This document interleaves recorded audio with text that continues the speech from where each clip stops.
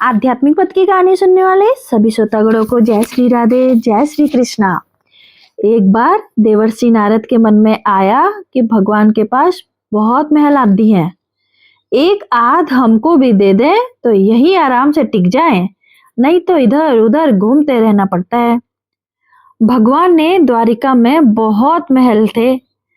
नारद जी ने भगवान से कहा कि भगवान, आपके बहुत महल हैं, एक हमको तो दो तो हम भी आराम से रहें। आपके यहाँ खाने पीने का इंतजाम अच्छा ही है।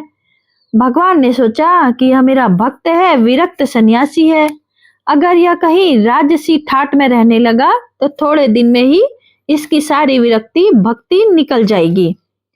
हम अगर सीधा ना करेंगे तो यह बुरा मान जाएगा, लड़ाई झगड़ा करेंगे कि इतना महल है और एक महल नहीं दे रहे हैं। भगवान ने चतुराई से काम लिया। नारद से कहा, जाकर देख ले, जिस मकान में जगह खाली है मिले वही तेरे नाम कर देंगे। नारद जी वहां से चले। भगवान की तो 16,008 रानियां थी और प्रत्येक के 11-11 बच्चे भी थे। यह द्वापर युग की बात है, जब जगह नारद जी घूम आए लेकिन कहीं एक कमरा भी खाली नहीं मिला, सब भरे हुए थे। आकर भगवान से कहा, वहां कोई जगह खाली नहीं मिली। भगवान ने कहा, फिर क्या करूं? होता तो तेरे को दे देता। नारद जी के मन में आया कि यह तो भगवान ने मेरे साथ धोखाधड़ी की है, नहीं तो कुछ ना कुछ करके किसी को इधर उधर शिफ्ट कराकर या खिसकाकर एक कमरा तो दे ही सकते थे। इन्होंने मेरे साथ धोखा किया है तो अब मैं भी इन्हें मजा चखा कर छोड़ूंगा। नारद जी रुक्मणी जी के पास पहुंचे। रुक्मणी जी ने नारद जी की आवभगत की, बड़े प्रेम से रखा। उन दिनों भगवान सत्यभामा जी के यहाँ रहते थे। एक आध दिन बीता तो नारद जी ने उनको दान की कथा सुनाई। सुनाने वाले समय नारद जी दान का महत्व सुनाने लगे कि जिस चीज का दान करोगे वही चीज आगे तुम्हारे को मिलती है। जब नारद जी ने देखा कि यह बात रुक्मणी जी की जम गई तो उनसे पूछा, आपको सबसे ज्यादा प्यार किससे है? रुक्मणी जी ने कहा, यह भी कोई पूछने की बात है, भगवान हरि से ही मेरा प्यार है। कहने लगे, फिर आपकी यही इच्छा होगी कि अगले जन्म में तुम्हें वे ही मिले। रुक्मणी जी बोली, इच्छा तो यही है। नारद जी ने कहा, इच्छा है तो फिर दान कर दो, नहीं तो नहीं मिलेंगे। आपकी सौतें भी बहुत हैं और उनमें से किसी ने पहले दान कर दिया तो उन्हें मिल जाएंगे, इसलिए दूसरे करे इससे पहले आप ही कर दें। रुक्मणी जी की बात जच गई कि जन्म जन्म से भगवान मिले तो दान कर देना चाहिए। रुक्मणी जी ने नारद जी के संकल्प करा लिया। अब क्या था, नारद जी का काम बन गया। वहां से सीधे सत्यभामा जी के महल में पहुंच गए और भगवान से कहा कि उठाओ कमंडल और चलो मेरे साथ। भगवान ने कहा, कहाँ चलना है? बात क्या हुई? नारद जी ने कहा, बात कुछ नहीं है, आपको मैंने दान में ले लिया है। आपने एक कोठरी भी नहीं दी थी तो मैं अब आपको भी बाबा बनाकर पेड़ के नीचे सुलाऊंगा। सारी बात कह सुनाई। भगवान ने कहा, रुक्मणी ने दान कर दिया है तो ठीक है, वह पटरानी है, उससे मिल तो आए। भगवान ने अपने सारे गहने गांठे, रेशम के कपड़े सब खोलकर सत्यभामा जी को दे दिए और बल कल वस्त्र पहनकर, भस्मी लगाकर और कमंडलू लेकर वहां से चल दिए। उन्हें देखते ही रुक्मणी के होश उड़ गए। पूछा, हुआ क्या?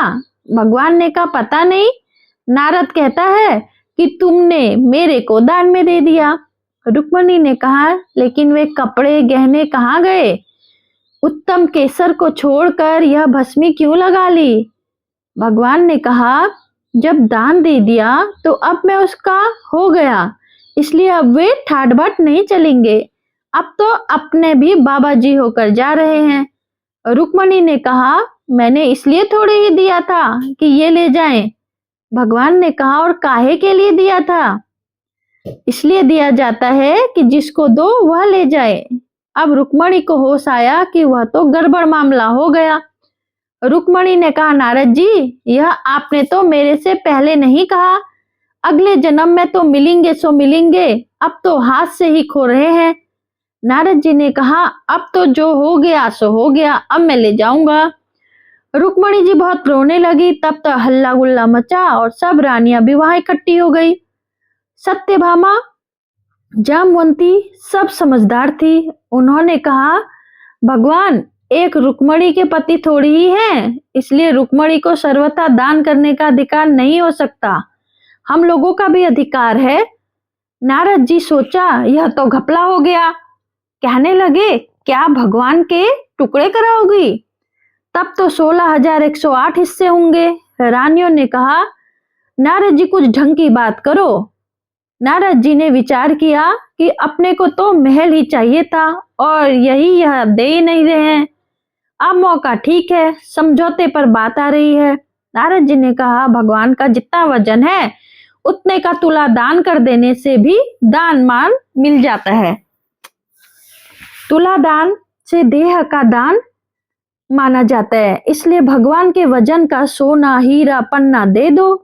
इस पर सब रानियां राजी हो गई। बाकी तो सब राजी हो गई, लेकिन भगवान ने सोचा कि यह फिर मोह में पड़ रहा है, इसका महल का शौक नहीं गया। भगवान ने कहा, तुला दान कर देना चाहिए, यह बात तो ठीक है। भगवान तराजू के एक पडले में अंदर बैठ गए। दूसरे पडले में सारे गहने हीरे पन्ने रखे जाने लगे। लेकिन जो ब्राह्मण को पेट में लेकर बैठा हो, उस द्वारिका के धन से कहाँ पूरा होने वाला। सारा का सारा धन दूसरे पडले पर रख दिया, लेकिन जिस पडले पर भगवान बैठे थे वह वैसे का वैसा नीचे लगा रहा, ऊपर नहीं हुआ। नारद जी ने कहा, देख लो, तुला तो बराबर हो नहीं रहा है, अब मैं भगवान को ले जाऊंगा। सब कहने लगे, अरे कोई उपाय बताओ। नारद जी ने कहा, और कोई उपाय नहीं है।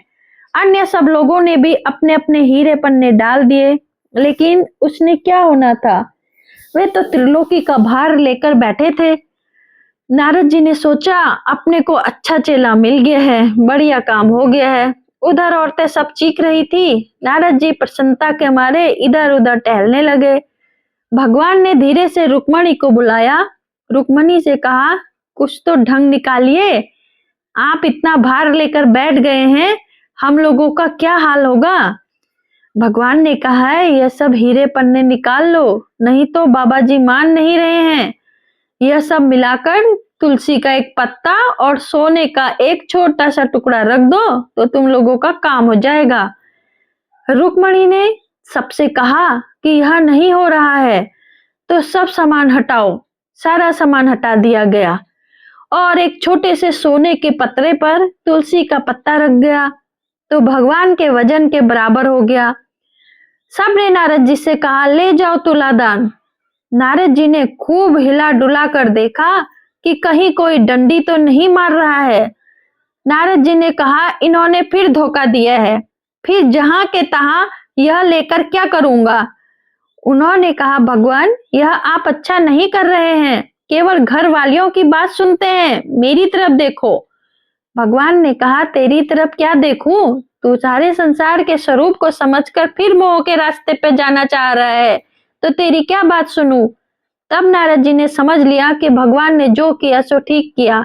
नारद जी ने कहा, एक बात मेरी मान लो, आप मेरे को तरह तरह के नाच अनादि काल से नचाए, मैंने तरह तरह के खेल आपको दिखाए, कभी मनुष्य, कभी गाय इत्यादि पशु, कभी इंद्र वरुण आदि। संसार में कोई ऐसा स्वरूप नहीं जो 84 के चक्कर में किसी न किसी समय में हर प्राणी ने भोग लिया। अनादिकाल से यह चक्कर चल रहा है।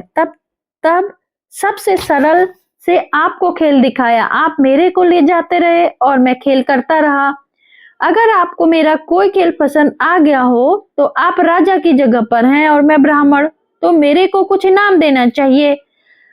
वह इनाम यही चाहता हूँ कि मेरे शौक मोह की भावना निवृत्त होकर मैं आपके परम धाम में पहुंच जाऊं। और यदि कहो कि तूने जितने खेल किए सब बेकार हैं, तो भी आप राजा हैं। जब कोई बार बार खराब खेलता है तो राजा हुक्म देता है, इसे निकाल दो। इसी प्रकार की यदि मेरा खेल आपको पसंद नहीं आया तो फिर आप कहो कि इसको कभी संसार की नृत्यशाला में नहीं लाना है, तो भी मेरी मुक्ति है।